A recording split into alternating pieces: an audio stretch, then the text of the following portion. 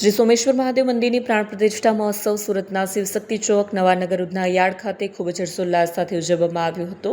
મૂર્તિ પ્રતિષ્ઠાના દેવોમાં શ્રી શિવ પંચાયત પરિવાર, શ્રી ગણેશજી, હનુમાનજી, કાલભૈરવ દાદાની મૂર્તિઓનું સ્થાપન કરવામાં આવ્યું. પ્રાણ પ્રતિષ્ઠાના મુખ્ય યજમાન તરીકે પાર્થ જીતેન્દ્ર સુરતી હતા, જેમણે તમામ મૂર્તિઓના ₹3,51,000 નું યોગદાન આપ્યું. પ્રાણ પ્રતિષ્ઠા યજ્ઞના મુખ્ય યજમાન તરીકે જીતુભાઈ સુરતી તથા તેમની પત્ની રેખાબેન સુરતી, જેમણે ₹1,25,000 નું યોગદાન આપ્યું. 65 વર્ષ અગાઉના મંદિરમાં મુખ્ય પૂજારી તરીકે સ્વર્ગીય ચિમનભાઈ સોનાવાલાએ પૂજા અર્ચનાની જવાબદારી ખૂબ જ સારી રીતે નિભાવી હતી. ત્યારબાદ તેમના પુત્ર ઈશ્વરભાઈ ચિમનભાઈના પરિવાર સંભાળતા હતા.